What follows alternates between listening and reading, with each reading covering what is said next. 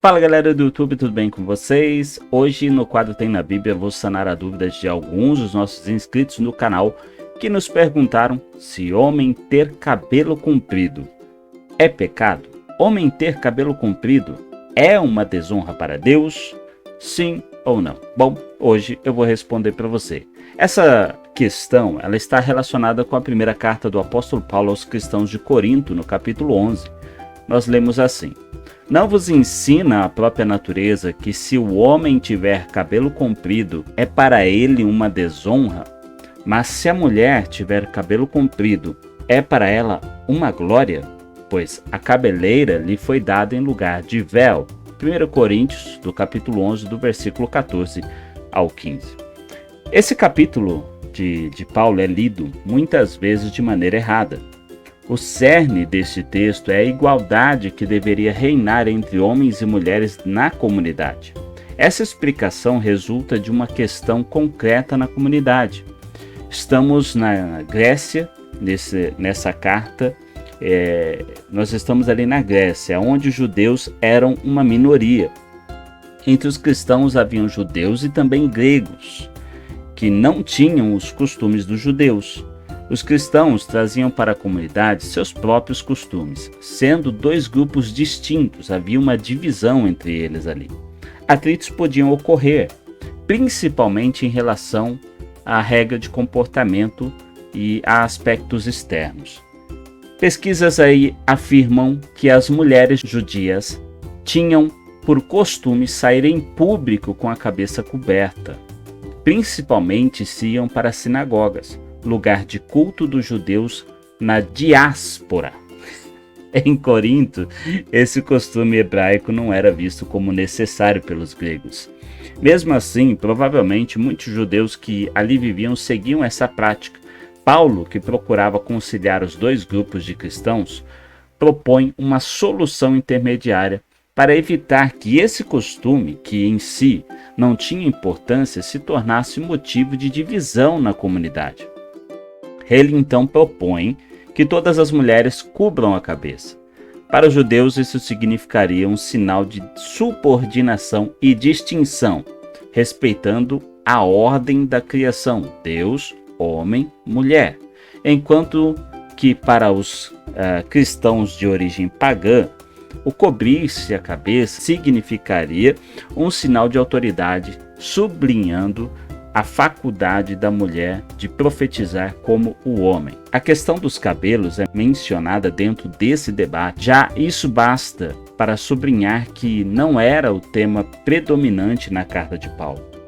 Ele usa uma compreensão temporânea, inerente a costumes daquela época, para sustentar uma tese muito mais importante, que é a igualdade de participação ativa dos homens e das mulheres na Assembleia, argumentando no versículo 3 a 9 em favor dos homens e nos versículos 11 e 12 em favor das mulheres, resultando no final uma harmonia que não tem nada a ver em si com a questão dos cabelos. Regras de comportamento da Bíblia para nós hoje.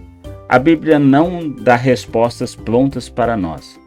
Ela nos ensina a pensar e a modelar nosso agir conforme a vontade divina.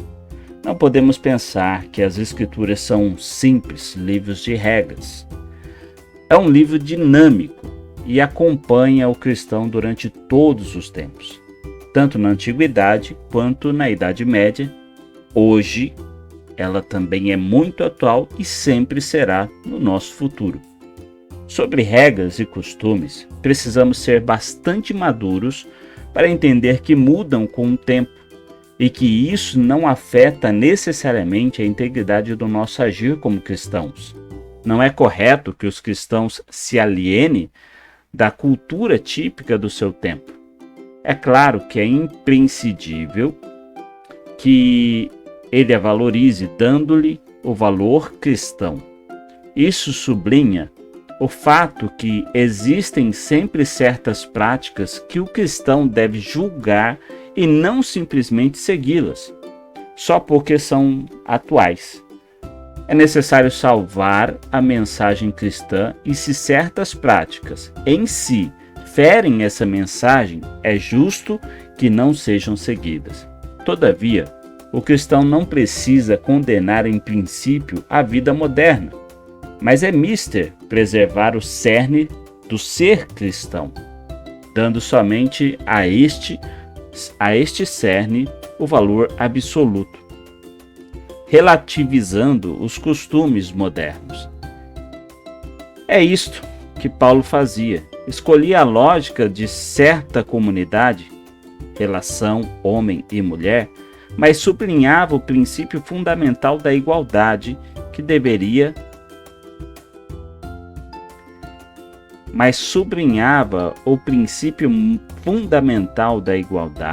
deriva da vontade divina.